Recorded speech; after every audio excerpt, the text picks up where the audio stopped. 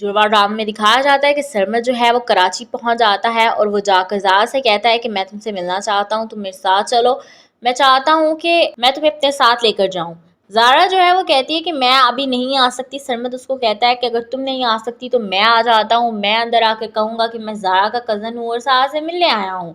زارا جو ہے وہ بہت کنفیوز اور پریشان ہو جاتی ہے، وہ کہتی ہے کہ اس نے میرا امیج ضرور خراب کرنا ہے، وہ لوگ مجھے اندر سارے کیا کہیں گے، خاص کر کے پھپھو جو ہیں وہ میرے پر زیادہ چڑھائی کریں گی، وہ مجھے زیادہ باتیں سنائیں گی۔ ڈرامے میں دکھایا جاتا ہے کہ جو زارا کی اماں ہے وہ زارا کے لیے کافی زیادہ پریشان ہے، کیونکہ سارا نے زارا سے بن کر جو ہے سرمد سے شادی کرنے کے لیے ابھی کچھ ٹائم مانگا ہے۔ اس نے کہا ہے کہ میں ابھی شادی نہیں کر سکتی، مجھے کچھ وقت چاہیے۔ اس کی ماں کو تو شک ہونے لگتا ہے، اس کی ماں کہتی ہے مجھے تو اتنا یقین تھا کہ یہ سرمد سے ہی شادی کرے گی، اب یہ ٹائم مانگ رہی ہے، یہ کیسے ہو سکتا ہے۔ نانا میاں کہتے ہیں کہ مجھے بھی دال میں اب کچھ کالا لگتا ہے،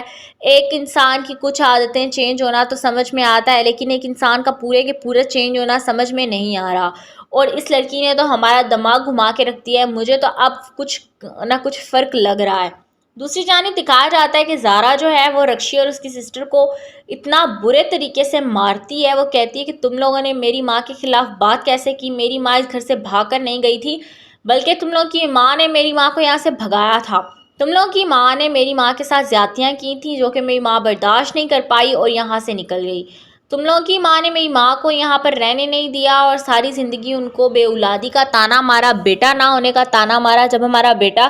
جب ہمارا بھائی اس دنیا میں آیا تو وہ اپنی زندگی اتنی لکھوا کے آیا تھا کہ اس کو واپس جانا تھا، لیکن تمہاری اماں نے ہمارے ابا جان کے اتنے کان بھرے کہ ہماری ماں جو ہے وہ اس گھر میں ان کا رہنا مشکل ہو گیا اور وہ یہاں سے چلی گئیں۔ تم لوگ کس طرح سے کہہ سکتی ہو کہ میری ماں اس گھر سے بھاگ کر گئی ہیں۔ جڑواں ڈرامے میں دکھایا جاتا ہے کہ سرمد جو ہے وہ کراچی پہنچ جاتا ہے اور وہ جا کر زارا سے کہتا ہے کہ میں تم سے ملنا چاہتا ہوں، تم میرے ساتھ چلو، میں چاہتا ہوں کہ میں تمہیں اپنے ساتھ لے کر جاؤں۔ زارا جو ہے وہ کہتی ہے کہ میں ابھی نہیں آ سکتی۔ سرمد اس کو کہتا ہے کہ اگر تم نہیں آ سکتی تو میں آ جاتا ہوں، میں اندر آ کر کہوں گا کہ میں زارا کا کزن ہوں اور زارا سے ملنے آیا ہوں۔ زارا جو ہے وہ بہت کنفیوز اور پریشان ہو جاتی ہے، وہ کہتی ہے کہ اس نے میرا امیج ضرور خراب کرنا ہے، وہ لوگ مجھے اندر سارے کیا کہیں گے، خاص کر کے پھپھو جو ہیں وہ میرے پر زیادہ چڑھائی کریں گی، وہ مجھے زیادہ باتیں سنائیں گی۔ ڈرامے میں دکھایا جاتا ہے کہ جو زارا کی اماں ہے وہ زارا کے لیے کافی زیادہ پریشان ہے، کیونکہ سارا نے زارا سے بن کر جو ہے سرمد سے شادی کرنے کے لیے ابھی کچھ ٹائم مانگا ہے۔ اس نے کہا ہے کہ میں ابھی شادی نہیں کر سکتی، مجھے کچھ وقت چاہیے۔ اس کی ماں کو تو شک ہونے لگتا ہے، اس کی ماں کہتی ہے مجھے تو اتنا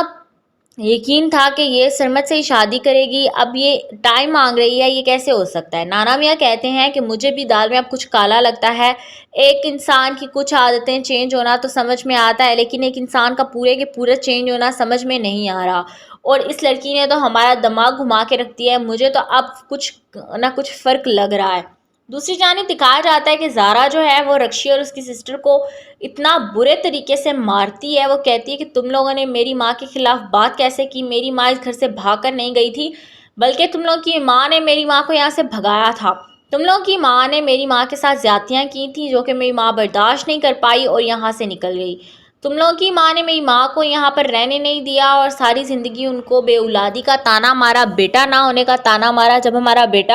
جب ہمارا بھائی اس دنیا میں آیا تو